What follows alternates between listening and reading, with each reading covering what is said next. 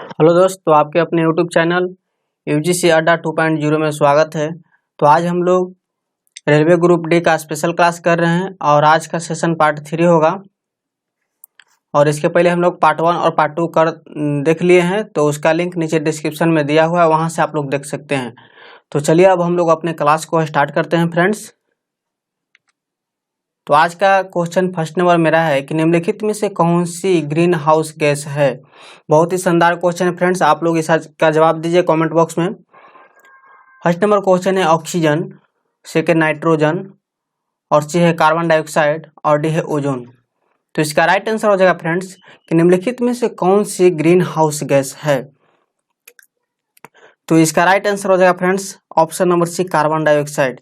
निम्नलिखित में से कौन सी ग्रीन हाउस गैस है, तो कार्बन डाइऑक्साइड है। चलिए आप लोग याद रखिएगा। नेक्स्ट क्वेश्चन पर हम लोग बढ़ते हैं। क्वेश्चन यहाँ पर आपके सामने है कि सेमीकंडक्टर का एक उदाहरण इस ऑप्शन में से कौन सा है, जैसे German silver, germanium, phosphorus, arsenic. तो इसका राइट आंसर हो जाएगा फ्रेंड्स जर्मेनियम, ऑप्शन नंबर इसका बी हो जाएगा। सेमीकंडक्टर का एक उदाहरण है जर्मेनियम, ऑप्शन नंबर बी इसका करेक्ट हो जाएगा।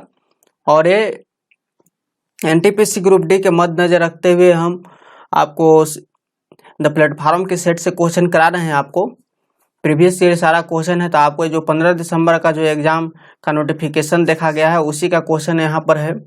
उसी को मद्देनजर रखते हुए क्वेश्चन यहाँ पर कराया जा रहा है कि उससे पहले हम खत्म कर दें सारे क्वेश्चन को, कम से कम मोस्टली 5000 क्वेश्चन को। तो हमारे साथ लगातार जुड़े रहिएगा। यहाँ पर देखिए नेक्स्ट क्वेश्चन आ गया है कि ट्रांसफार्मर क्या है। तो क्वेश्चन बराबर पूछता है कि ट्रांसफार्मर क्या है। तो ट्रांसफार्मर है एसी वोल्टता को घटाने और बढ़ाने में प्रयुक्त होता है।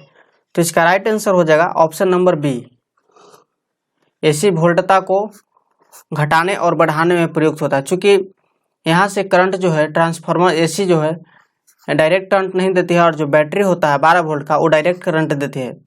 तो इसमें वोल्टेज कभी घट सकता है कभी बढ़ सकता है, और डीसी करंट में नहीं घट सकता है नहीं बढ़ सकता, अस्थायी वोल्टेज रह सकता है। तो चलिए नेक्स्ट क्वेश्चन फ्रेंड्स। यहाँ पर क्वेश्चन है कि ट्रांजिस्टर के संविरेचन में किस वस्तु का प्रयोग किया जाता है, एल्युमिनियम, ताम्र, सिलिकॉन या रजत। तो ट्रांजिस्टर के संविचरण में किस धातु का प्रयोग किया जाता है, तो ऑप्शन नंबर इसका सी सही हो जाएगा, सिलिकॉन का। ऑप्शन नंबर सी करेक्ट हो जाएगा कि ट्रांजिस्टर के संविचरण में सिलिकॉन धातु का प्रयोग किया जाता है, यानी सिलिकॉन वस्तु का प्रयोग किया जाता है। और यह सोलर पैलेट में सिलिकॉन और चालक के रूप में भी पाया जाता है। ये सोलर पैलेट जो हम लोग के घर में लगा हुआ रहता है, सोलर पैलेट में भी यह सिलिकॉन और चालक के रूप में पाया जाता है। तो चलिए, और यह आईसी में भी पाया जाता है, आईसी। चलिए नेक्स्ट क्वेश्चन यहाँ पर है कि गोबर गैस में मुख्यतः क्या होता है, यानी गोबर गैस में कौन सी गैसें होती है। तो carbon dioxide, carbon monoxide, hydrogen sulphide. ये बहुत ही अच्छा क्वेश्चन है। तो इसका राइट आंसर हो जाएगा ऑप्शन नंबर डी, मीथेन। गोबर गैस में प्रयुक्त क्या होता है, तो गोबर गैस में मीथेन गैस होता है, और मीथेन गैस का सूत्र यहाँ पर होता है फ्रेंड्स CH4। याद रखिएगा, मीथेन गैस का सूत्र होता है CH4। कभी कभी एग्जाम में आपको डायरेक्ट पूछ देगा कि मीथेन गैस का सूत्र क्या होता है, तो वहाँ पर आपको 4 ऑप्शन दिए हुए रहेंगे, तो याद रखिएगा CH4 होता है। चलिए नेक्स्ट क्वेश्चन यहाँ पर है कि निम्नलिखित में से कौन सी उच्चतम ऊष्मीय मान रखती है। तो यहाँ पर इसका राइट आंसर हो जाएगा फ्रेंड्स इस ऑप्शन में से 6 नंबर का ऑप्शन नंबर बी, भाप अंगार गैस। ये उच्चतम ऊष्मीय मान रखती है, भाप में बहुत ज्यादा ऊष्मा होती है। तो इसका राइट आंसर है ऑप्शन नंबर बी। तो फ्रेंड्स, मेरा पढ़ाया हुआ यदि पसंद आता है, मेरा वीडियो की क्वालिटी पसंद आती है और मेरा मेहनत पसंद आती है, तो आप वीडियो को एक लाइक जरूर कीजिए और दोस्तों के पास शेयर कर दिया करें, ताकि और भी लोग इसे पढ़ सके। और मेरे चैनल को आप लोग अभी तक सब्सक्राइब नहीं किए तो चैनल को जरूर सब्सक्राइब कर लीजिए, और साथ में बेल आइकन बटन को प्रेस कर लीजिए। इससे होगा क्या आपको हर वीडियो का नोटिफिकेशन आपको टाइम से मिल जाएगा। तो फ्रेंड्स, देखते हैं हमारे सामने क्वेश्चन है 7 नंबर की। यदि धातु प्लेट में वर्तुल विवर है, तो जब प्लेट को तापित किया जाता है तो त्रिज्या के विवर को क्या कहते हैं। यहाँ पर ऑप्शन है बढ़ता है, घटता है, कोई परिवर्तन नहीं होता, या धातु पर निर्भर रहता है। तो इसका आंसर आप लोग दीजिए कौन सा हो जाएगा। तो 7 नंबर का राइट आंसर हो जाएगा बढ़ता है। ऑप्शन नंबर ए सही हो जाएगा कि बढ़ता है। यदि धातु प्लेट में वर्तुल विवर है तो जब प्लेट को तापित किया जाता है तो त्रिज्या के विवर को क्या होता है, यानी त्रिज्या के विवर पर क्या प्रभाव पड़ता है, तो यह बढ़ता है। ऑप्शन नंबर इसका एक करेक्ट हो जाएगा। चलिए नेक्स्ट क्वेश्चन है कि स्लैग यह नाम किसे दिया जाता है, गलित लौह को, गलित सैंड को, या गलित एल्यूमिना को, या गलित कैल्शियम सिलिकेट को। तो इसका राइट आंसर बताइए फ्रेंड्स। स्लैग यह नाम किसे दिया जाता है, आपके सामने 4 ऑप्शन दिया हुआ रहेगा, तो इसका करेक्ट आंसर हो जाएगा ऑप्शन नंबर डी, गलित कैल्शियम सिलिकेट। ऑप्शन नंबर इसका डी सही हो जाएगा कि गलित कैल्शियम सिलिकेट।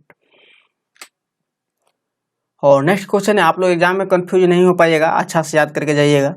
9 नंबर क्वेश्चन है कि इस्पात या आयरन वस्तु में जिंक के पतली परत का लेपन का नाम क्या है। ये क्वेश्चन बार बार अक्सर मिलेगा, आपको याद रखिएगा बढ़िया से। यहाँ पर आपके सामने ऑप्शन है तप्त निमज्जन, कलई करना, यसद लेपन, या विद्युत लेपन। तो इसका करेक्ट आंसर हो जाएगा ऑप्शन नंबर सी, यसद लेपन। ऑप्शन नंबर सी से करेक्ट हो जाएगा कि इस्पात या आयरन वस्तु में जिंक की पतली परत का लेपन का क्या नाम है, यसद लेपन। चलिए नेक्स्ट क्वेश्चन पर हम लोग आ गए हैं। यह क्वेश्चन का आप लोग जवाब दीजिए कि मानव रक्त प्लाज्मा में प्रायः पानी की प्रतिशत मात्रा में कितनी भिन्नता होती है। ध्यान से देखिए क्वेश्चन क्या कह रहा है कि मानव रक्त प्लाज्मा में प्रायः पानी की प्रतिशत मात्रा में कितनी भिन्नता होती है। तो इसका करेक्ट आंसर हो जाएगा ऑप्शन नंबर डी, 91 से 92%। चलिए नेक्स्ट क्वेश्चन है फ्रेंड्स कि सोडियम पंप, यहाँ पर है कि सोडियम पंप का कार्य कहाँ पर होता है, मांसपेशियों के संकुचन में, या हृदय की धड़कन में, या तंत्रिका आवेग में, या इनमें से कोई नहीं। तो सोडियम पंप का कार्य हृदय की धड़कन में किया जाता है। ऑप्शन नंबर इसका बी सही हो जाएगा फ्रेंड्स, हृदय के धड़कन में किया जाता है सोडियम पंप का कार्य। चलिए नेक्स्ट क्वेश्चन फ्रेंड्स, ये आप लोग इससे स्क्रीनशॉट ले सकते हैं, एक नज़र इस पर भी देख लें कि यूपी का लोक नृत्य क्या है। ये क्वेश्चन आप लोग पूछा जाएगा एग्जाम में, ये क्वेश्चन इससे जरूर रहेगा कि यूपी के लोक नृत्य कौन कौन सा है। तो कथक, नौटंकी, झोड़ा, कजरी, रासलीला जैसा होता है। और झारखंड के लोक नृत्य है छऊ, सरहुल, जट जटिन, कर्मा, या डांगा। और यहाँ पर उत्तराखंड के लोक नृत्य है गढ़वाली, कुमायूं, कजरी, रासलीला आदि। और छत्तीसगढ़ के लोक नृत्य है पंडवानी, कर्मा, झूमर आदि। तो यहाँ पर हम लोग देख लिया, ये आपको पार्ट 1 पार्ट 2 में भी देखने को मिलेगा। तो ये मत सोचिए कि हर वीडियो में कराते हैं, आपको याद होने के लिए हम हर वीडियो में इसे लेकर आते हैं कि आप लोग एग्जाम में जरूर कंफ्यूज हो जाइएगा। इससे होगा क्या कि आप लोग 1 से 2 क्लास और देखिएगा तो आपको याद हो जाएगा, उसके बाद इस सेशन को हटा देंगे। स्क्रीनशॉट ले सकते हैं आप लोग। चलिए नेक्स्ट नंबर क्वेश्चन पर हम लोग आते हैं। सागों में सबसे अधिक पाया जाने वाला तत्व, जो हम लोग के देहात में साग नहीं होता जैसे खेसारी का साग बोलते हैं, तो सागों में सबसे अधिक पाया जाने वाला तत्व क्या है। तो उसमें सागों में अधिक पाया जाने वाला तत्व लोहा है, लौह। ऑप्शन नंबर सी सही हो जाएगा, लौह है सागों में। ऑप्शन नंबर इसका क्या हो जाएगा फ्रेंड्स, सी हो जाएगा लोहा। तो और हम बताते चले यहाँ पर कि लौह जो है बालक के लिए 25 mg और बालिका के लिए 35 mg जरूरी है लेना। तो चलिए नेक्स्ट क्वेश्चन है, यहाँ पर है कि पोलियो, यानी पोलियो का कारण क्या है इसमें से, यानी पोलियो किसके कारण होता है, बैक्टीरियम के कारण होता है, या फंगस के कारण होता है, या वायरस के कारण होता है, या इंसेक्ट कीट के कारण होता है। तो पोलियो का कारण वायरस विषाणु है, ये विषाणु के कारण होता है। ऑप्शन नंबर इसका सी सही हो जाएगा कि पोलियो विषाणु के कारण होता है। और पोलियो के वैक्सीन का खोज किसने किया, एक क्वेश्चन भी आपको पूछ सकता है। तो पोलियो की वैक्सीन का खोज जोनास साल्क तथा अल्बर्ट साबिन के द्वारा किया गया।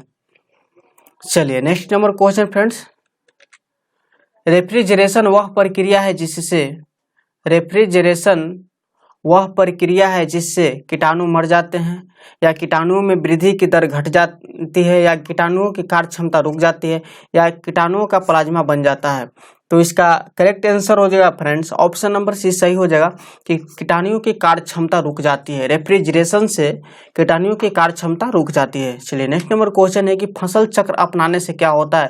जैसे होता नहीं है कि किसान खेतों में फसल को बारी बारी से रोपते हैं, जैसे कभी धान का फसल काटे उसके बाद गेहूं का फसल बोएंगे या मसूरी का फसल बोएंगे, वही होता था। फसल चक्र अपनाने से भूमि की उत्पादन क्षमता बढ़ जाती है। इसका करेक्ट आंसर ऑप्शन नंबर ए हो जाएगा सही।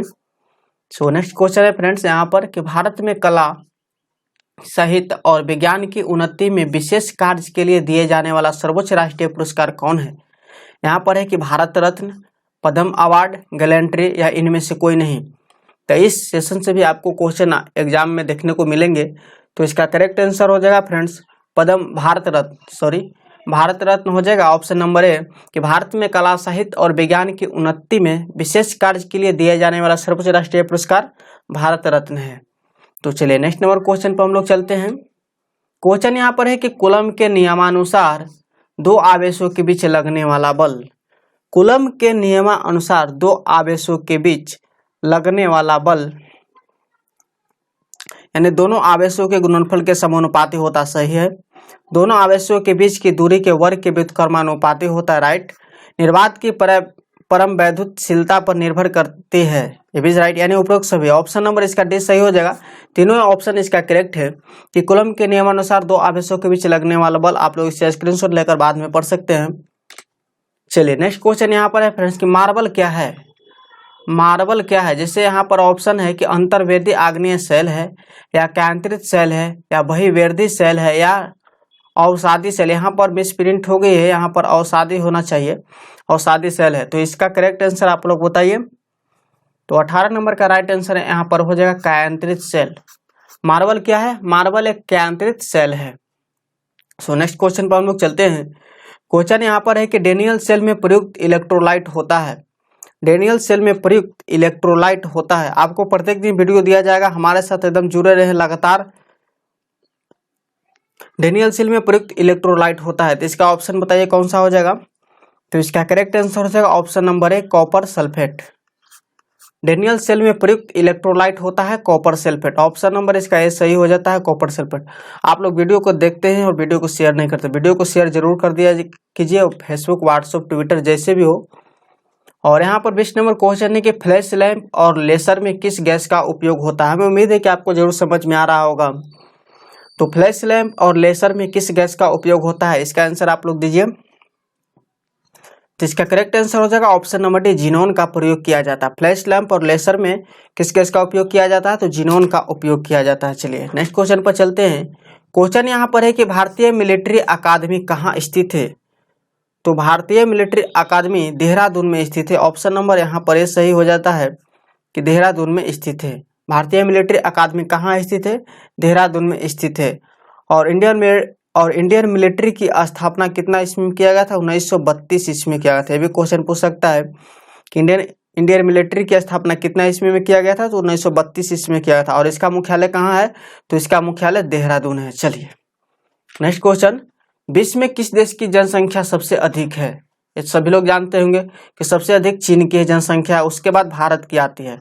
तो विश्व में किस देश की जनसंख्या सबसे अधिक है, तो चीन की है। और नेक्स्ट क्वेश्चन यहाँ पर है कि लेड पेंसिल में होता है, लेड पेंसिल में क्या होता है, ग्रेफाइट, डायमंड, लेड या लेड सल्फेट। तो यहाँ पर करेक्ट आंसर हो जाएगा फ्रेंड्स 23 नंबर का option number A graphite. Lead pencil में होता है ग्रेफाइट। कार्बन के दो अप्रूफ होते हैं, जैसे हीरा और ग्रेफाइट। ये भी क्वेश्चन पूछ सकता है कि कार्बन के कितने अप्रूफ होते हैं। कार्बन के 2 अप्रूफ होते हैं, फर्स्ट है हीरा और सेकंड है ग्रेफाइट। ग्रेफाइट, तो ये यहाँ पर क्वेश्चन पूछता है कि लेड पेंसिल में क्या होता है, तो ग्रेफाइट होता है। चलिए नेक्स्ट क्वेश्चन फ्रेंड्स, तारों से आती रोशनी से उनकी क्या पता लगाया जा सकता है। तारों से आती रोशनी का तापमान का पता लगाया जा सकता है। ऑप्शन नंबर यहाँ पर डी करेक्ट हो जाएगा कि तारों से आती हुई रोशनी से उनके तापमान का पता लगाया जा सकता है। और नेक्स्ट और लास्ट क्वेश्चन पर हम लोग चलते हैं। एक चुंबक के अंदर चुंबकीय बल रेखाओं की दिशा होती है। एक चुंबक के अंदर चुंबकीय बल रेखाओं की दिशा होती है। तो यहाँ पर करेक्ट आंसर हो जाएगा दक्षिणी ध्रुव से उत्तरी ध्रुव। ऑप्शन नंबर यहाँ पर भी सही हो जाएगा, दक्षिणी ध्रुव से उत्तरी ध्रुव। सो आज का क्लास इतना ही फ्रेंड्स, मिलेंगे नेक्स्ट वीडियो में। और हमें उम्मीद है कि आपको वीडियो जरूर समझ में आया होगा। तो एक वीडियो को लाइक कर दीजिए और चैनल को मेरा अभी तक सब्सक्राइब नहीं किया तो चैनल को जरूर सब्सक्राइब कर लीजिए यूजीसी अड्डा 2.0 को, और साथ में बेल आइकन बटन को प्रेस कर लीजिए। इससे होगा क्या कि आपको हर वीडियो का नोटिफिकेशन मिलेगा। और हाँ, एक आवश्यक सूचना कि इस वीडियो का PDF पाने के लिए हमारे टेलीग्राम को जरूर ज्वाइन करें। इसका लिंक नीचे डिस्क्रिप्शन में दिया हुआ है, या टेलीग्राम में यूजीसी अड्डा 2.0 के नाम से बना हुआ, वहाँ से आप लोग सर्च करके ज्वाइन हो जाइए। सो मिलेंगे नेक्स्ट वीडियो में फ्रेंड्स, बेस्ट ऑफ लक।